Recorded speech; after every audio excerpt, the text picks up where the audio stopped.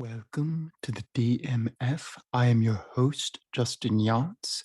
Today, my guest is Ann Chapman, CSA casting director. Enjoy.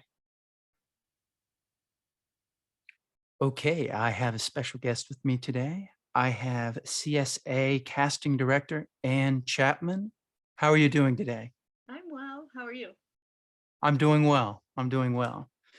So my first question is, and this I kind of always ask everyone this, is what kind of led you to the arts? Were you into this as a kid? Was this Yeah, very much so. I think I took my first sort of drama club class when I was like maybe in second grade. And, oh I wow. started ballet when I was probably in kindergarten or first grade. So have always been drawn to the arts.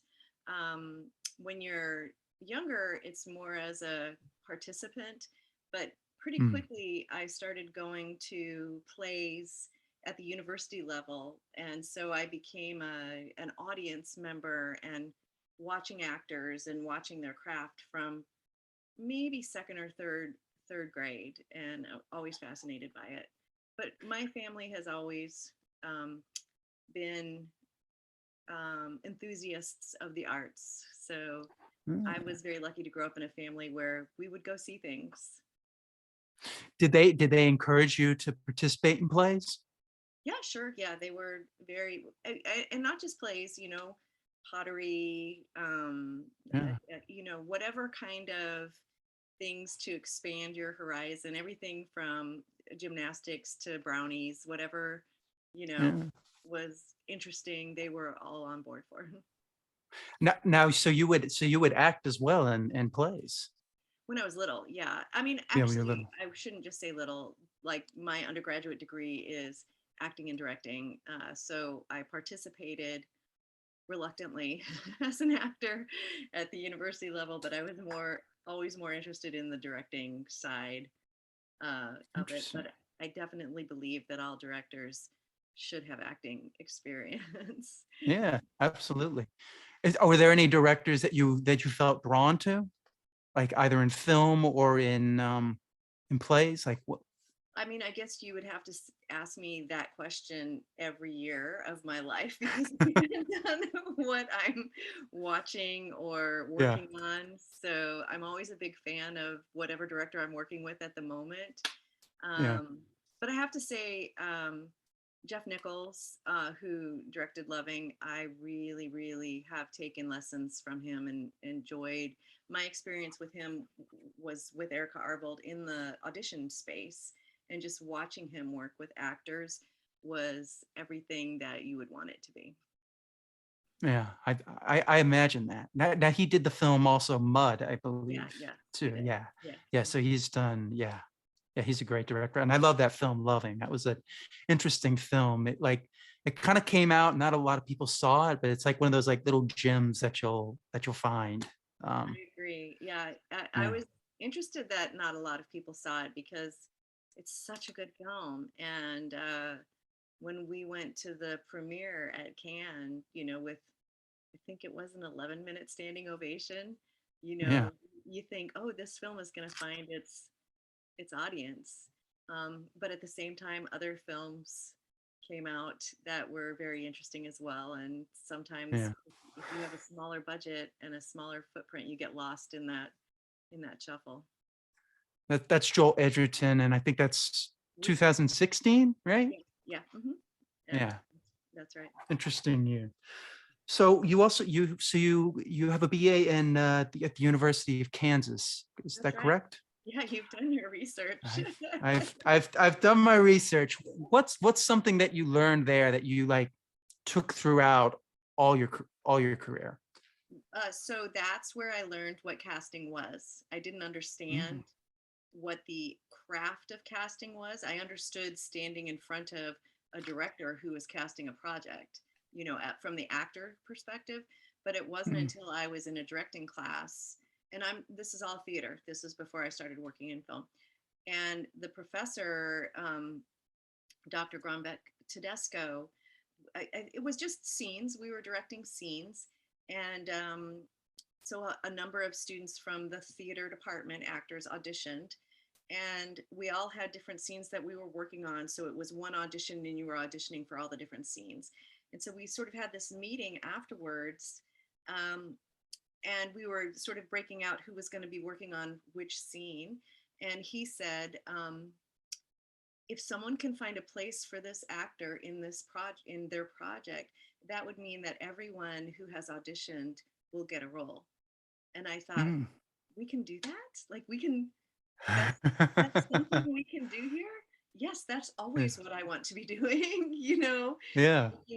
making it a safe place, making it a place of opportunity. And even if you don't know that it's exactly going to work out, depending on how many people audition and how many roles there are, we have some malleability there. And I just thought, yes, this is the direction that I want to go in. That was way more Mm. exciting to me than the prospect of directing the longer project. I realized right then and there I was more interested in the audition. Creating that. Interesting. That's interesting. So that was kind of like the light bulb moment there, It was. is It was. when you I when you literally said, remember the day, and that was probably in yeah. 1984. It was way back in the last century. I remember the day and thought, this is where I want to be. Wow. Now, I'm curious because I've been doing a lot of research on you, and you also were an agent. Did that come before casting? So it came. So right after I graduated with my undergraduate degree, I went to China for a postgraduate year, and I was an intern at the People's Art Theater in Beijing. And Oh, my wow. mentor was the Vice Minister of Culture for the People's Republic of China. And he introduced me to a lot of people while I was there who were scouting films to shoot films in China. And I got to meet Bernardo Bertolucci while he was scouting The Last Emperor. Oh, And I wow. got to meet Alan Bacall's producer for a film that never ended up getting made. But she then hired me in New York after I, got back from China. And so I started working immediately in casting, setting up a casting trip to Asia for this film, just all of the logistics of it.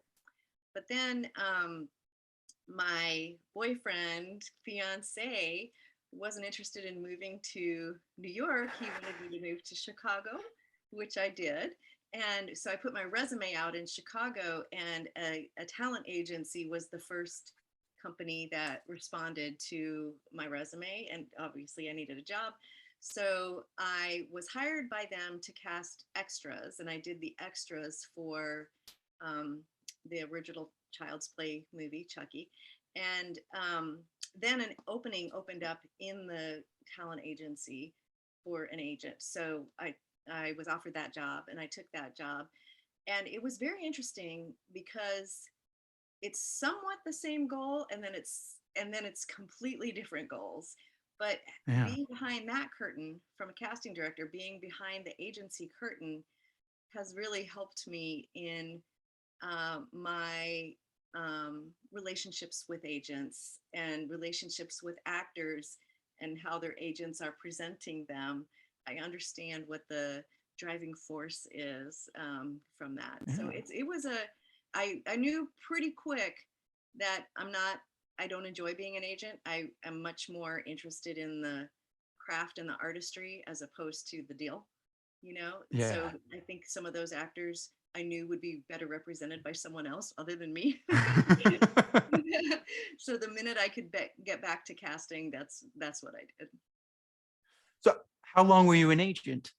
I would say maybe a year and a half. I would have to actually look at the calendar and figure out how it was. But I learned in that year and a half, it was Chicago in the 80s. And I mean, you were not even born then, but there were a lot of amazing actors in Chicago in the 80s. And Mm. working with a lot of them at the beginning of their careers was really, really, really cool. I was Yeah. very lucky to be at the Getty's agency, which was the premier agency in Chicago at that time. Wow. All right, a lot to unpack there. So you spent time in China. What was that like? Because So that's got to be a culture shock. it was. It was amazing. I'm very lucky. I grew up in a family where we traveled a lot. And Okay. so it wasn't shocking that I would go to China for this opportunity. It was to have an internship at a theater and to learn about China. And it was fascinating. I mean, I had been lucky. I had traveled a lot in Europe, and I had also already been to the USSR. So I understood what it was like not to be able to have everything that you would like to have, like Yeah. peanut butter or, Coca-Cola or hot Yeah. water or things like that. But I learned a ton, and I realized that artists are artists, actors are actors, and they want to make art wherever, whatever the circumstances that are put upon them or they're participating in. Somehow the art, somehow that little blossom is going to come up through the cracks of the cement, and bloom. Wow. So, and then I find it interesting. So it was kind of like you were casting first, then agency, and then you kind of went back to casting. Yes. I saw that one of your clients, you worked with Jeremy Piven. Is that Yeah, correct? that's correct. He was very young at the time. Yeah. Yeah. Yeah, he didn't get Entourage till like 2004. So yeah. But he was always around there, like, Larry Sanders Show. I remember him from that. And Yeah, he was. although that's the 90s. Right. But in the 80s, if you look at a whole bunch of those, classic films from the 80s that were shot in Yeah. Chicago, you'll find Jeremy in there. And Jeremy comes from a artistic family. I don't want to speak for him. I haven't worked with him since forever. But his dad, Bern Piven, was an amazing actor. His mother and his father ran a children's acting company in Chicago, in Evanston, actually, and the Cusacks attended that that Yeah. company, and his sister Shira Piven has an amazing um, career now as well. So he very much had the foundation to become and the talent. He's very skilled to become Yeah. who he has become. But I knew him at sort of at the very beginning of his career. That's so cool. Yeah, it said you worked with David Ketchner, John C. Riley, Chris Farley, Dennis Farina, John Cusack. So you worked with all these people back in the 80s, like kind of at the Yeah. beginning. Yeah, and Dennis Wow. Farina, oh my gosh, what a love. And Yeah. he was a police officer. That was his career. And Really? yeah. And so he was moving into becoming an actor. I mean, once I got to the agency, he was already quite a well-established actor. But the persona and the, buff nails, that was all Yeah. there even while he was he was a cop. But he was wonderful. He was just such a good human being. One of my Yeah. favorite people. And Ron Dean was, if you look up Ron Dean, you would recognize his face. He was an amazing actor at the time. And Dennis would always, whenever you met him anywhere, just like the cop thing, back to the door and wanted to make sure that you were safe walking home and, Oh, got that's so safe cool. everywhere. He was a cool person. Yeah, I remember Ron Dean. Yeah. Yeah, I've seen him in a while. Yeah, Ron Yeah, was, he was in The Dark Knight, He played one of the cops toward the end of the movie. yeah, yeah. He's a lot. He's one of those, oh, I know who you are people, and Yeah. just such a good actor and such a kind human. That's great. That's so cool that I didn't know Dennis Farina came from being a cop. Yeah, But it makes sense now that I know that. yeah. But that's so cool. You had all these people at this, young age and Yeah, got to and see that. Del Close, who, improv Olympic, Del Close is an icon, and just to be around him, uh, Yeah. the pearls of wisdom would drop off him if you stood close enough, but just to be around this man that was creating this whole thing with, Second City and the Improv Olympic and the Herald and everything, he was Mm. just a cool dude, really cool. Wow. So when you kind of got there, was it like I'm repeating myself, but was that a culture shock to you? That had to have been being in an age, so especially an agency like that where it's just go, I go, go, go, go. Or were you just so used to that? No, I wasn't used to it, but I just thought, oh, I'm around all of the stuff. I Yeah. lived in Nebraska, and it took a long time to get to where all the Yeah. the really talented people were. I'm not saying that people in Nebraska aren't talented. They just don't necessarily have the access to what was going on in Yeah. Chicago. And I'm going to say Chicago in the 80s was just a really cool time. It was affordable. Like a group of your friends who graduated from university together could move to Chicago, rent a storefront, and put on a play. They could afford to do that. You could Yeah. afford your rent. So there was just amazing theater going on all the time. And I don't know, push back, but I feel like for actors, Chicago in the 80s was Paris in the 20s. It was really cool. Wow. That's that's a cool comparison. Yeah, I mean, back then, yeah, even New York, I mean, places were a lot easier to live there. Now it's Yeah. like, Well, you I had know, just moved no, from New York to Chicago, and I'm going to tell you, Chicago was much easier to live in New York to afford it. It was much oh, easier. even then. Yeah. Hmm. Mhm. So that's so what specifically made you want to get into casting? I mean, we kind of already answered this, but I'm curious. Like, was there something specific I that am just fascinating with, uh, so casting is similar to HR in a way, like finding the right person for the right project. And the magic happens when project and person meet, and you can see this possibility. It's very exciting, yeah, and especially when you're not making compromises, when everything works. And a casting director is the person that has to marry the creative wants and needs of the director with the practical wants and needs of the producer. So there is a little bit of extra skill there in um, speaking to everyone, saying, yeah, this is really who we should consider. And I know it might be out of the budget or they're too far away, but these are the reasons that I'm putting yeah, forward to you that we should really consider this actor and it will be worth it in the end. Now, as you know, the casting director isn't the ultimate decision maker, but we have access to open the door for actors to yeah, give them the opportunity. And a lot of times when the actor leaves the room, the director will look at you or the producer will look at you and say, do you know this actor? And if yeah, I have a if I do know them, I'm all about, making it, yeah. you know. Yeah, yeah, I don't think enough actors realize that. It's like the casting director's on your side, the more roles they can get you, the better off. They don't. Yeah, and so I can't say I wouldn't use the language the more roles they can get you. I would say the more rooms that they can get you into so that you There you can go. That's a much better you way can to look at it. you Yeah. can, earn, make it so that obviously you're the person for that role. But, in the past couple of weeks, there's been all sorts of articles that I've been reading about actors talking about the beginning of their career and when they first starting hitting it.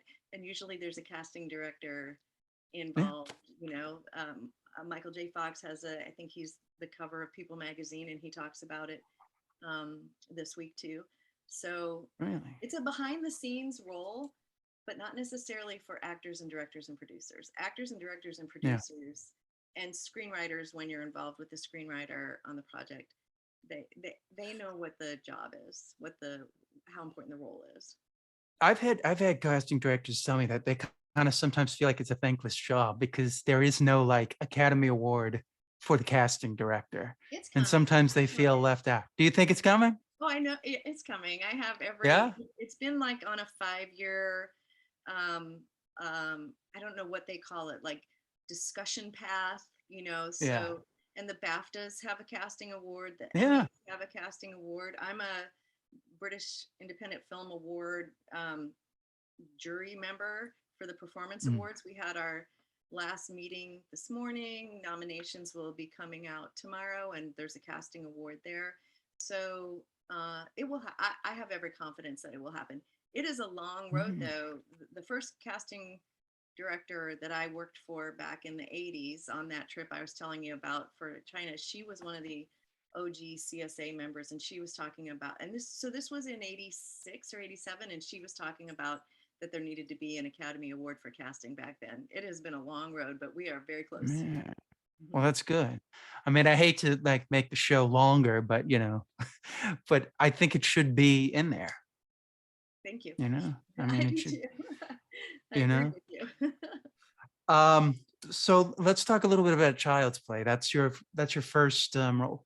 Did you guys how was that presented to you guys? Did you guys see that as this movie's going to be a success, or was it just this indie film that or indie back then, you know? How So was it? I wasn't in on the principal casting. I was hired as the Hmm. extras casting director at and the Getty's agency at that time. I don't know if it's still the law in Illinois, but at that time an agency could do the extras casting for a film Hmm. and not have it be a conflict of interest, but we had to have separate offices.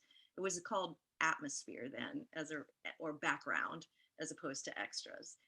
Yeah. Um, so I wouldn't I'd have to look back on what the budget was, but it didn't seem very indie. It seemed like it was Yeah. a pretty big deal. And it was a horror film, which are, everybody Yeah. loves a horror film. I have to say, it's the creepiest set I have ever been on. It was Really? so flippin' like one day when I was on set, I was in, I don't know, I can't remember exactly. This was eons ago, but they Yeah. had all the Chuckies lined up sort of as it got creepier and creepier. Yeah, as he deteriorates and Yeah, becomes more human. I didn't want to be anywhere Wow. near those. And the extras that I worked with were very excited to be working on the film and enjoyed working on the film. And I could have this wrong, but I feel like they had gone to whatever the big toy store was. Hmm. Maybe it was Toys R Us, but and gotten all the broken toys, and they had all these toys that didn't work in this one area, and it was so frustrating to see all these toys that looked really cool and they didn't work, and there was Wow.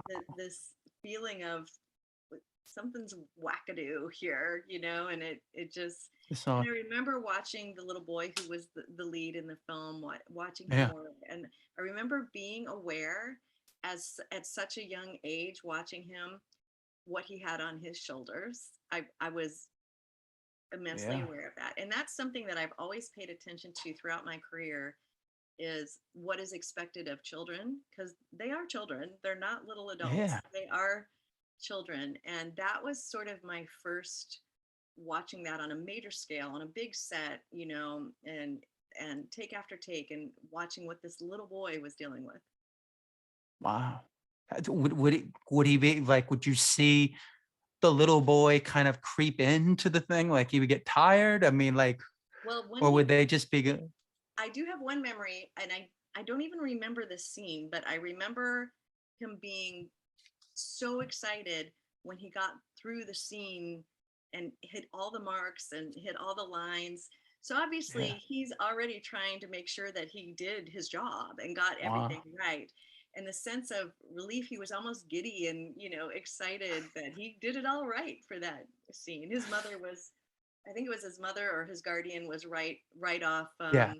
set, and they had a moment of excitement Yeah. about that, and I was like, that's one scene. This is a whole feature that this little boy is Yeah.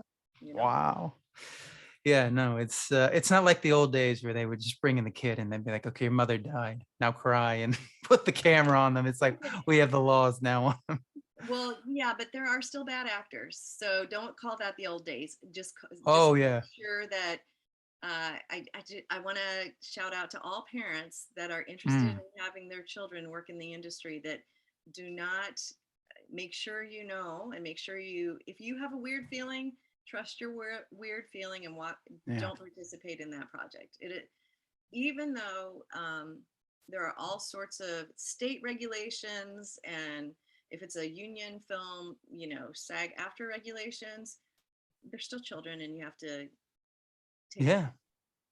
Yeah. Yeah. No, it's and some of that stuff might not be enforced. You never know, especially if it's non-union. It's like who is who is enforcing these things? And some Yeah. people are just like, oh, I'm so excited to get a role. And it's like, okay, let's just work them day Like, and night.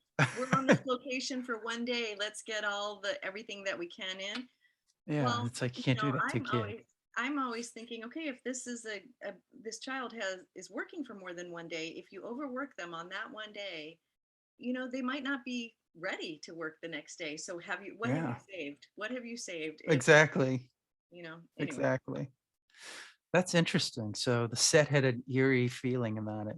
I mean, when you look For at me, that, I don't yeah, know but yes, it was a very eerie set to be on.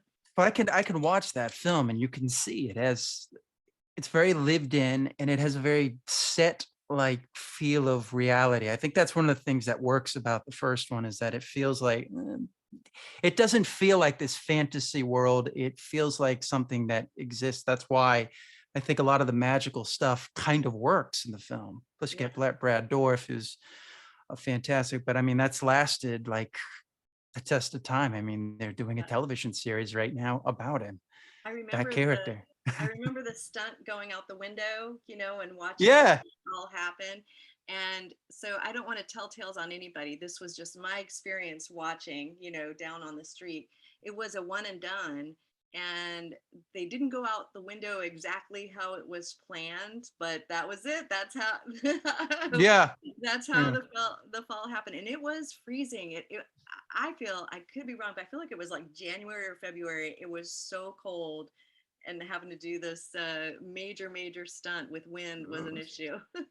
Yeah, people don't realize that. It's like, yeah, sometimes you're filming in winter and it's cold. In And it Chicago. doesn't, it's not supposed to be cold. Yeah. In Chicago, that's another thing. Did you get to be on the set when you helped with Lincoln? So I did get to do one set visit. Casting directors aren't on set. They don't have a job No, on I set. know. And if they're on set, maybe something isn't going right. So Yeah. It's not a good thing. Get rid of him. exactly. And then we only take people's time up by being on set. Yeah. So usually I will request, a set visit sometime there. And yes, I did get to go on set one time for Lincoln when it was, at the Capitol, which was playing for the White House. And Mm, I saw Daniel Day Lewis. Well, I saw Abraham Lincoln in in in full mode. It was amazing. It was incredible to watch. I had no reason. I had no job there, right? Right. I was an observer, and just yeah. watching this happen was incredible. And also to watch Spielberg direct was amazing, and his demeanor and personality was just so lovely with everyone. And I remember watching, they finished one scene, and he said, sort of, I can't remember exactly what he said, but it was like, okay, great, moving on. And whoever his first AD was, or the producer who was next to him, sort of just whispered to him, actually, we're not done, and Hmm. he just rolled with that, and it was like, okay, we got one more to do, or Yeah. one thing that had to, there was no He didn't lose his ego. mind. He 100% did not lose his mind. It was just sort of like, this is what is happening, and now we're gonna do Yeah. this. And it was lovely to, and that was a time when, Erica and I, we cast so many day player roles on that. And you would consider some of these roles extra roles, but I Mm, knew, and Erica knew, that they would be working for, sort of like 2 weeks. And yeah. so some actors who wouldn't normally say yes to extra work, and I'm not one that tells actors they should do extra work. I kind of feel like once you've been an extra 3 times, move Yeah. along, because you don't want to be known as a super extra, right? Yeah. And I was sort of like, I know that you wouldn't necessarily always consider extra work, but this might be a master class, Yeah. of watching what's going on. And so a number of people were willing to consider that who normally wouldn't have considered that. Now, when you were cast, did you cast the extras or No, background no, I didn't cast the extras. Erica and I cast the location roles. I think we had, location roles? Okay. yeah, I think it was like 50 roles, if I remember, somewhere between 35 and 55 roles. So they are one liners, like yay or no, Yeah. yay or nay. Yeah. So some actors would consider that basically an extra role. Like, they're, Mhm. why do Yeah. I want to do that? I'm further along in my career. So when Yeah. I guess I misused the term extra. And it wasn't, you didn't know for sure if they'd actually get that line, Yeah. it was all voting. So, but you knew that they could they could be in the moment the entire time, and they would enjoy the moment, and they would participate in it, and obviously learn, like watching these amazing actors and watching Spielberg direct, it would be a good experience for them too. So that's what I was referring to. When you were looking at them, did you look for like that certain Civil War look, or could it be multiple people, or So, multiple? I have had the opportunity, because I cast in Virginia, to work on a ton of period pieces. Period meaning like Loving was a period Yeah. piece, all the way back to Revolutionary War stuff. There are faces of actors that can sort of live in any period, and there are Mm, definitely faces of actors that work for 18th century, 19th century, and so obviously hair and makeup help with that, but there are certain faces that you just believe that you can drop in. So yes, yeah. we were definitely looking for that. And I'm going to say it, I'm just going to say it, the whole beard growing thing that has been Yeah. around for since Lincoln. I think Yeah. Lincoln started it in in Virginia, at least, because we were asking everyone to grow, all the men to grow their beards. And then we had project after project after project that was requiring these beards. And Beards. so there were Yeah. just all these people walking around Richmond and in Virginia with beards. And I think that's what started the whole lumberjack Interesting. look. Interesting. That's so, because yeah, as my next question would be like, how long does it take you to look at a headshot before you like, are you one of those that just can see the headshot and just go, it's like a nanosecond? Um, yeah, but Yeah. also, Yes.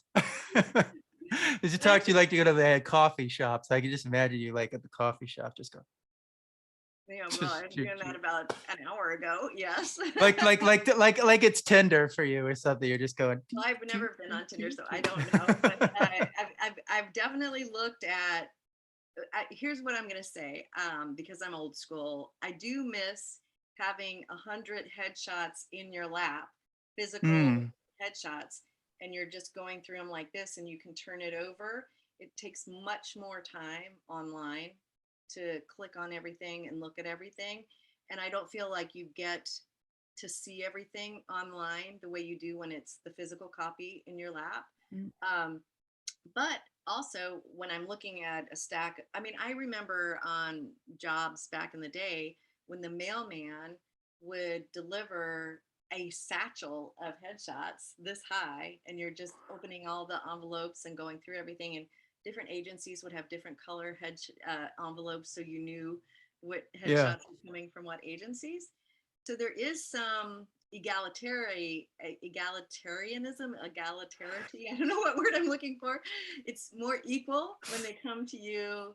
Like, let's say, let's use Actors Access Hmm. as an example.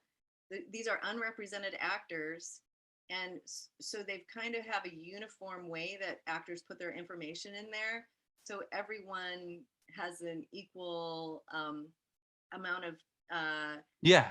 space on the page. But I do look at them 100 at a time. The pages that I look at are 100 at a time. Yeah.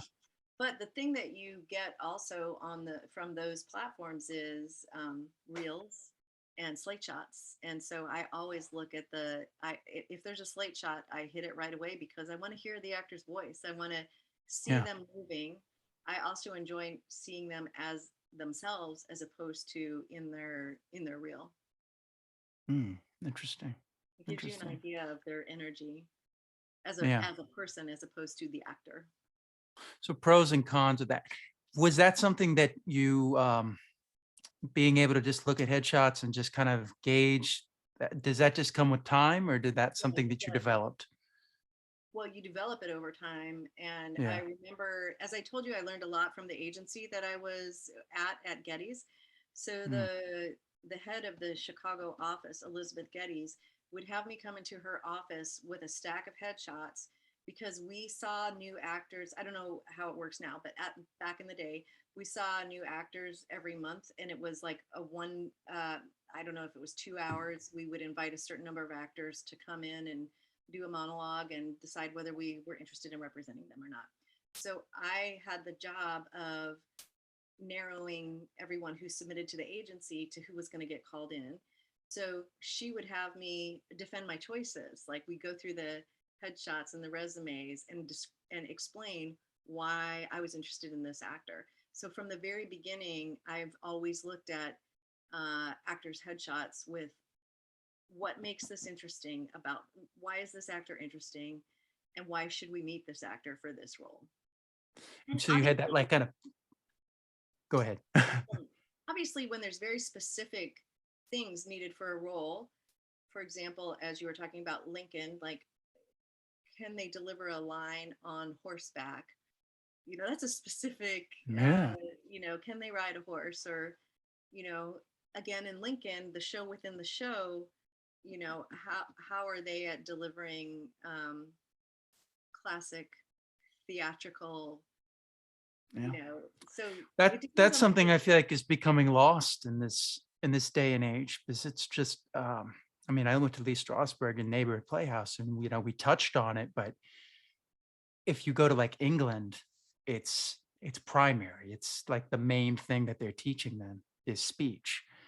And I feel like it's becoming we're having to hire more and more English actors and Australians, not just because of they're Australian or they're English, but because they have that ability to speak that way because they're around I speech. agree.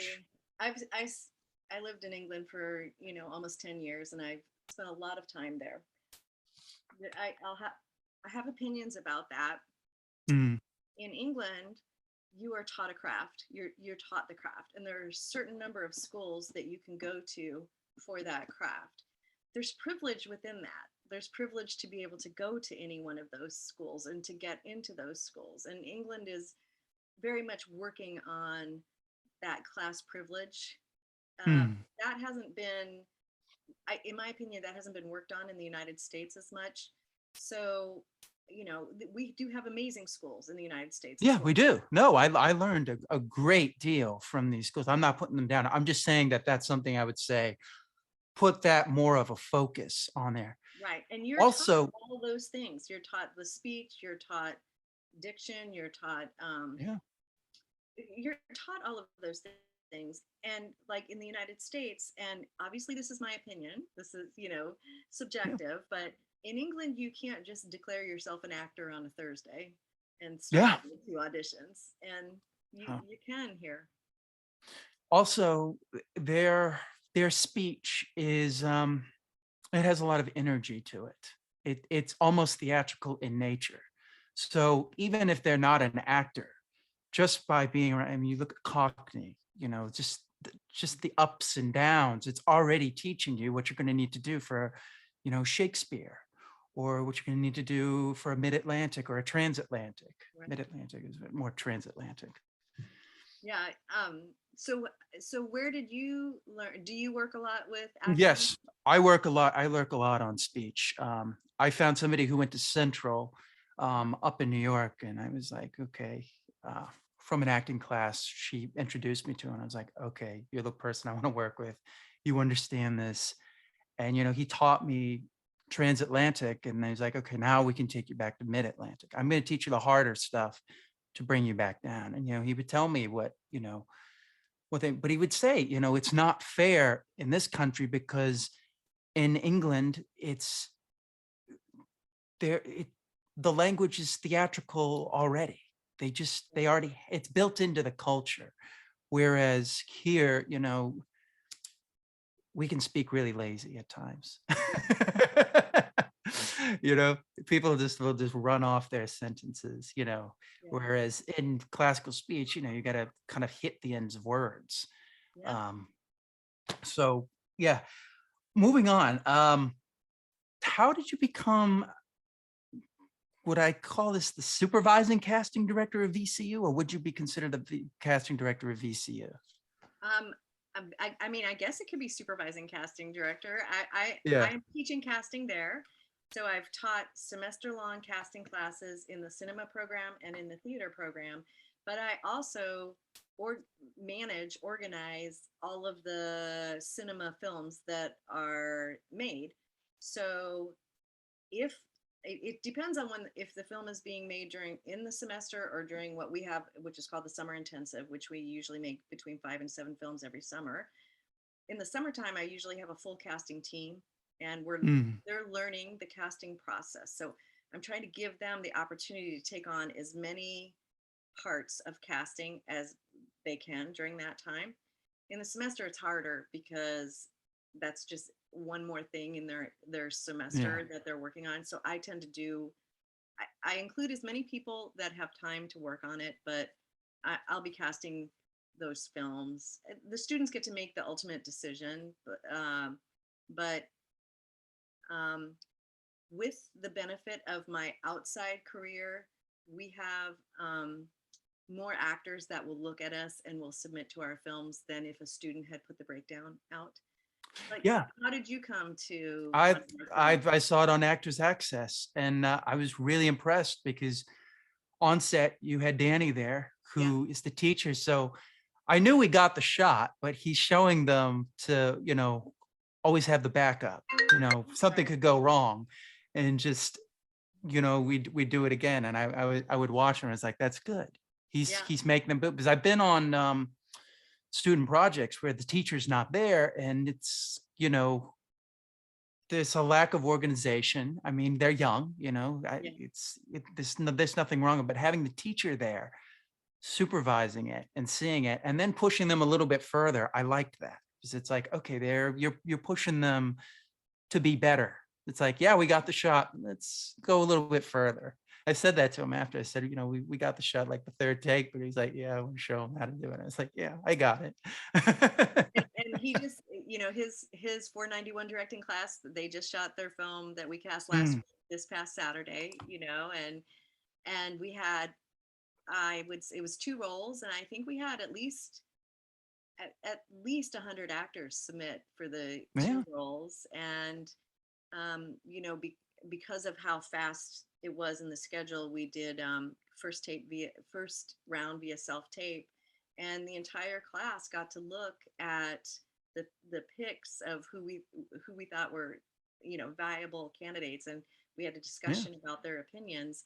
You know, not many undergraduates get to have that in their directing No, class. there's So some schools don't even have the don't have a casting director supervising them. They're just kind of left to go do the casting on their own. And it's like, I like that VCU does that, gets them in there, because it's like, if you don't know what to look for, you're just gonna be like you said on the Erica Arvald thing, you're just gonna get the deer in the headlights, like, I don't know yeah, yeah. what to do. And also, so I have to shout out to Rob Tregenza, who was the first program chair of the department.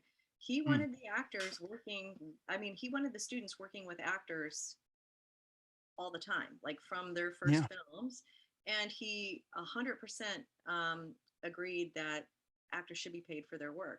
So for well over 15 years, every actor in a cinema film that has a line is paid, yeah, and it also teaches you the whole professionalism of that, and having to do the contracts and the deal memos from the yeah, casting perspective and from the producing perspective. Like, why ignore things that immediately after you graduate you're going to be having to yeah, work with on whatever yeah, projects you're working on? So I have to say, and Ty Ruben Ellingson, who's the current program chair, has is in agreement as well. These kids should be able to, these students should have the opportunity to work with great actors. And I have to say, from my perspective, I have worked really hard to make sure that actors have a good experience and are treated yeah, well, so that you come back, and so that you, as an actor from a VCU, you wouldn't have known who I was or been yeah, interested in talking to me after that, without, obviously you had an enjoyable experience yeah. on our It's film, and very that's professional. good. I could tell that they were all trained well. It wasn't just I've been on sets where, it's like you're just sitting there and like no one cares that you're there. You'll just wait for hours, and then they'll call you in and it'll be like, okay, are you sure you know that I'm alive here? And I have to You know? say, I'll put the VCU program up against anybody else's program, Yeah. and at least from a casting perspective, like they have it going on as undergraduates compared to how a lot of graduate thesis films are working Yeah. in programs. So I think that they are trained really well, and I love watching them um, start making their own work even before they graduate, start Yeah. working professionally even before they graduate.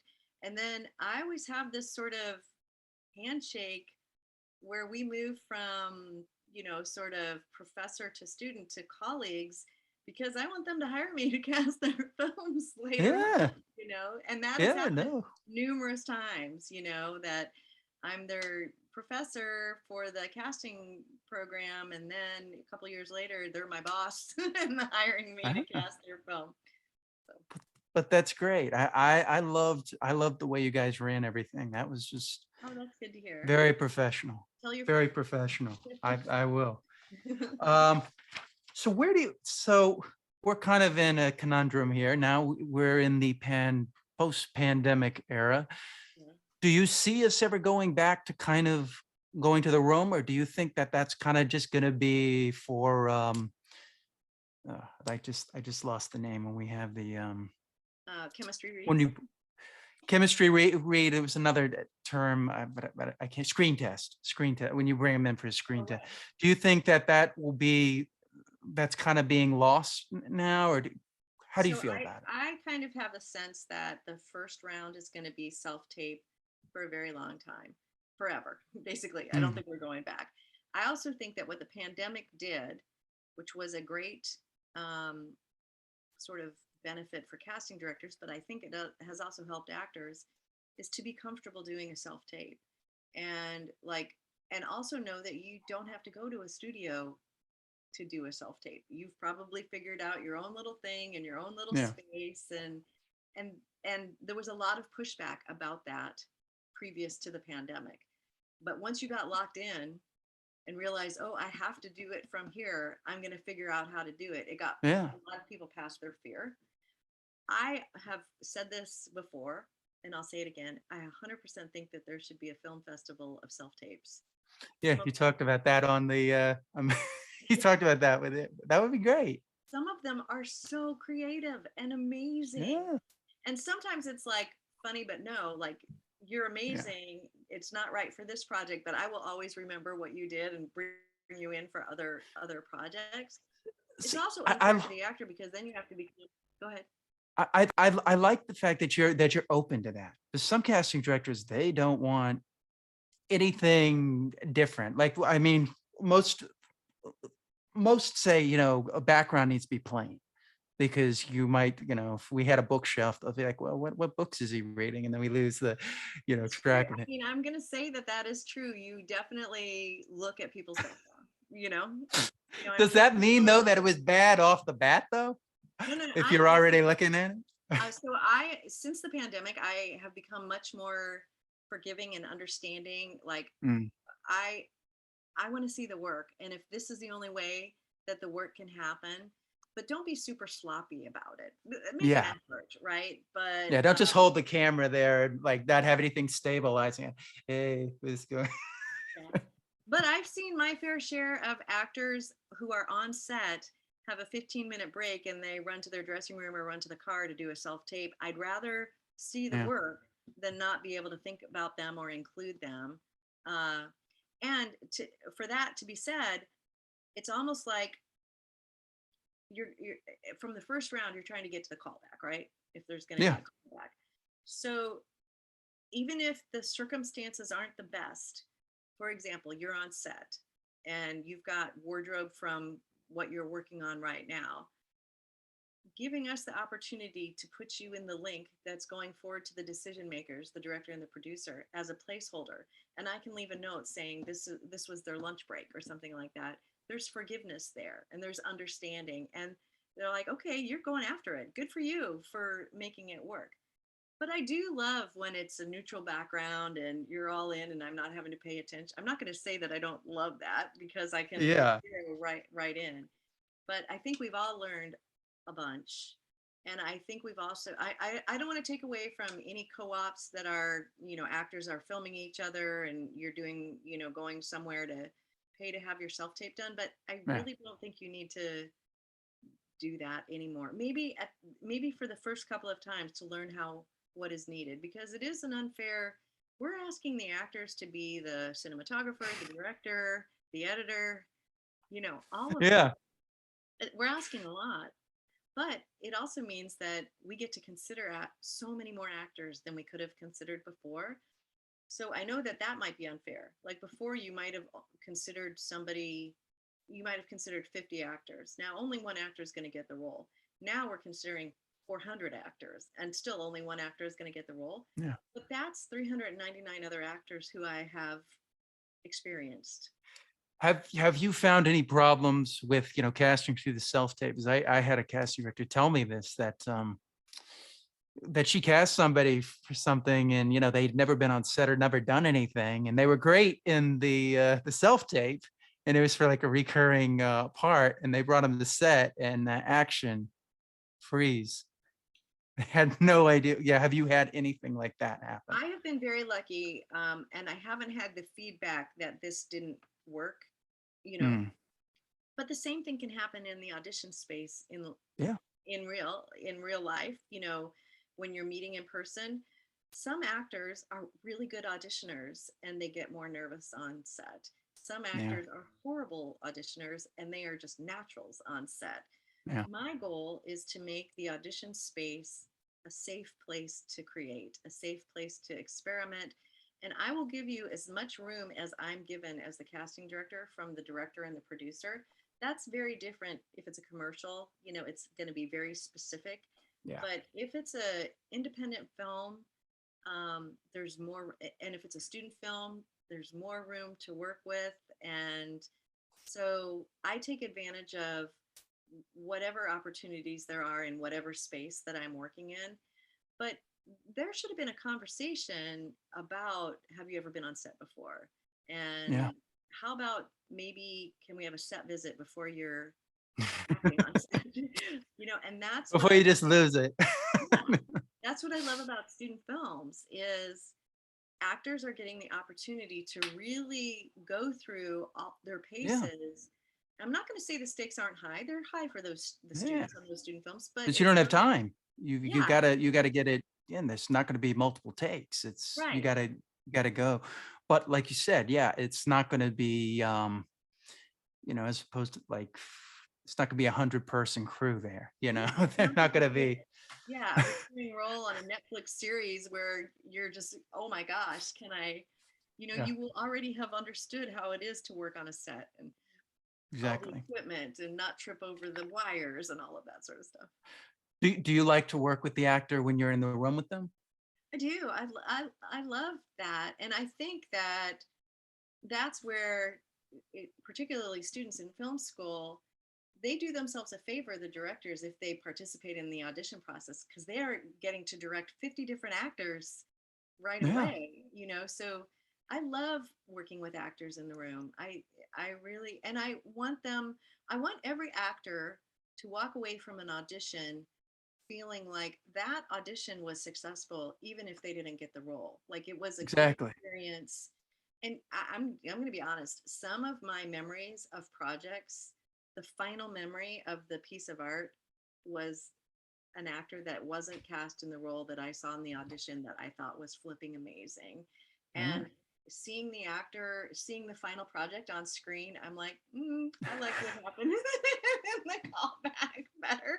And that's where it lives in my brain. And that's that was funny. art and it was amazing. And the other thing is, every actor that auditions for a role, and Erica talks about this too, and I'm 100% on board with it.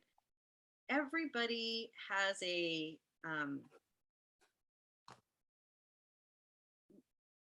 there's something that comes from each actor that has auditioned for that role that we see in the final role, the final performance on screen. There's no way that those words can't have come out of this many actors' voices and you think, oh my gosh. And so somehow everybody who auditions has informed that role in some way. The role has, whether the screenwriter changes a line, whether the director decides to direct a scene a little bit different, or maybe even the wardrobe changes a little bit, like it's kind of this river. The role is this river that is flowing through all of these actors, and it can't help but rub off a little bit on the Yeah. final product.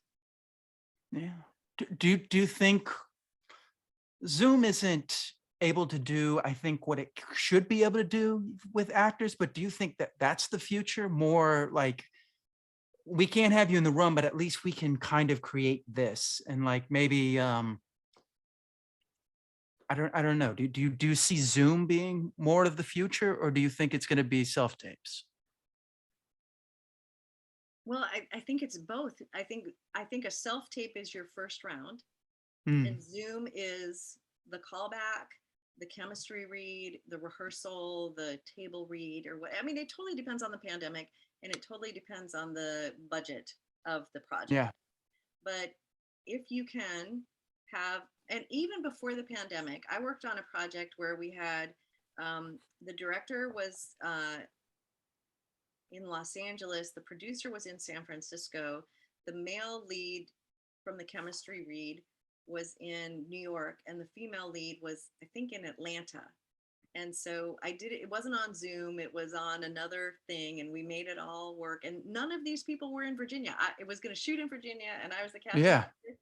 And they all met for the first time on on the location when they were shooting. But we had to see who could ride a horse. Like there was so many things that we could figure out from Yeah. everybody in their own space that there would have been no money to get that done. That couldn't have happened, and these actors wouldn't have gotten the role if they were expected to come to Richmond for the audition. Yeah. It wouldn't have happened. So I don't think it's going away. I think the self tape will be the first round, and I think Zoom or some kind of, if it's EcoCast Live, whatever the platform is, backstage, casting, whatever it is, the chemistry read or callback can happen virtually. What's something you'd like to add to like a platform like this? Like what's something that you wish was available that you could do that you can't do yet with a Oh, Zoom? I mean, Is it that's going to be a boring answer for actors. There's back end stuff that I want to be able to back in? message somebody like while they're in the waiting room more easily. Like we're running a little bit behind, and we'll get to you Yeah. soon. Or like if in the middle of the callback a line is cut from the sides, I want to be able to let everyone know that right away. Or Mhm. if I hear this a direction that has become very important to the director that I didn't have access to before the callback. I want to be able to share that with all of the actors in real time so they know that while they're in the waiting room. But that's all. That's all. Yeah. You But know. those are great things. Yeah, I agree. Those should be great things. I What would think you like to change as an I actor? don't know. I don't know. It'd be easier to maybe just the camera. I think the camera could be better. It's just hard to I don't know, make certain things look good. Yeah. It's just, I would like that. The camera, I don't really want the lines up there because I don't, uh, especially if I'm doing it with the self tape, I don't really want to sit there holding the script. I want to be as off book as possible. I mean, especially if I'm doing it self tape, Yeah. if I mess up, I'll just do it again. I mean, I don't want to sit there and be like, hey, yeah, I got my And see, piece of that's one paper here. thing. That's one thing casting directors used to do. Like, if we had you in for the first round and did 5 takes, only 1 or 2 takes was going to the director. We were making those Yeah, decisions that you all are now making. exactly. Exactly. Thank you so much for doing this. This You. this has been great. Wrapping up a little bit. So these are just like quick little questions here. Do you have a beginning of the day routine? Oh, wow. That is so interesting. I think I probably have always read the trades. So, I Mm, mean, let's move past like brushing your teeth and all of that sort of yeah. stuff in the beginning of the workday. I tend to check in on some of the trades to see what's going on and who's doing what. And then, obviously, like everyone else, you're going to check emails if there's a project that you're working on. I tend to send a text like, how'd the shoot go? Or it's going to be great today, or something like that. I feel Yeah. like as much information that I have coming at me, I want to shout out to people too. So reading email for me also means sending some emails too. And I try to make Mm. them as non judgmental and positive and let's go make some art. type emails. Do you have a nighttime routine? Oh, that's interesting. Well, so it depends on what time of the year it is. I've literally just finished with this British Independent Films Award jury, so it was watching films every night. Oh, wow. Watching lots of films, as many as I could. So, and then I always try to read. I try not to be on a screen for a while before I sleep, and I reading is I I something. thought that. I was like, I bet she's a reader. So that's one of my questions. What are you reading right now? Oh, I'm reading a ridiculous Anne Perry murder mystery novel set in Yeah. London, and yeah, so it's great, and it gets you in an entirely. I tend to love Yeah. period pieces, whether I'm watching them on screen or reading them. I gathered that. I thought that. Do you meditate? Um, I don't know that I would call it meditating. I guess I would, but I love walking on a labyrinth, and there's a labyrinth Mm, in Richmond that I go to regularly, and I just love how it will sort of open up this channel of you didn't even realize you were thinking about all of these things, and when you take everything else away, all of a sudden something will pop in your head, and to me it's usually pretty profound, like, oh yeah, I should think about that. yeah. Yeah. So No, I agree. What are walking you in listening? nature, a green walk, green space, that I love walking in nature. That's wonderful. Yeah. Mhm. No, I love walking too. It just gives you that, feeling of, I like to meditate. So I try to meditate an hour and 10 minutes every day, which Good is for you. Wow. hard to do. I go in that bathroom and I just, sit there and I bring a chair, turn off the lights, put the headphones on, and it's just do Okay. it. Yay. Well done that you've So done. yeah. What are you listening to right now? So I'm an outlier. I'm not a podcast person. So when you No? see what I'm listening to the Rolling Stones, and Really? Okay, cool. I'm Yeah, listening to that's the Beatles. I'm listening to, I don't know, all right. whatever music is popular. But I more listen to music than I listen to Mm, podcasts. okay, cool. What are you watching now? Oh gosh. Uh, I've been watching so many independent films, so that has been Mm, most of my time. But I have enjoyed The Empress. I'm looking forward to seeing Corsage, which is another take on this same historical figure. I did enjoy the first episode of White Lotus. I did watch that. yeah. I still But haven't watched that. I need to watch White Lotus. Did you watch House of the Dragon? I have watched a couple episodes of that. Yeah. I'm not I don't need dragons. I'm not a You huge don't need dragons? I don't need dragons. Did So did you like the original Game of Thrones, or does it it was had less dragons? it was so misogynistic that it turned me off pretty quickly.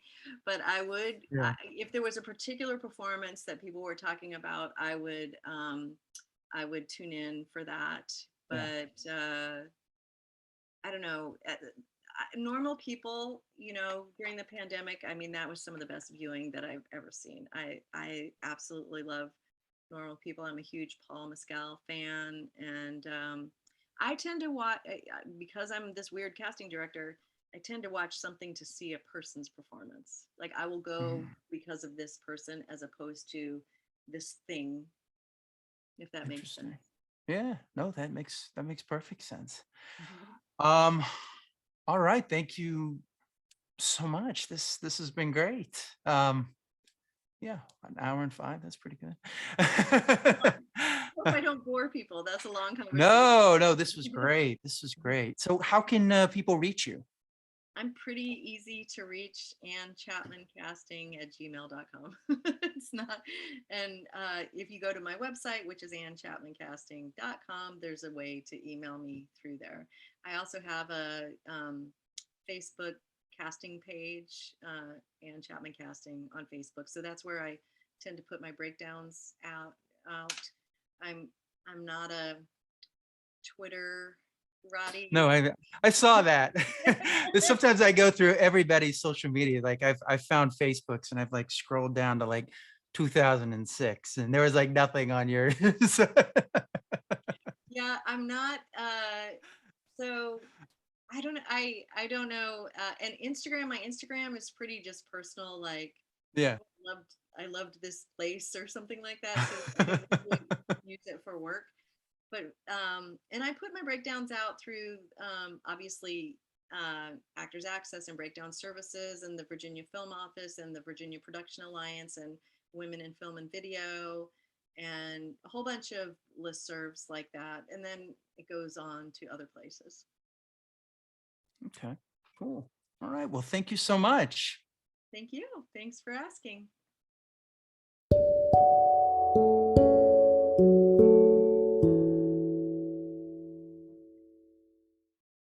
Okay, I want to thank my guest, Ann Chapman, CSA. I suggest you check out her website, annchapmancasting.com.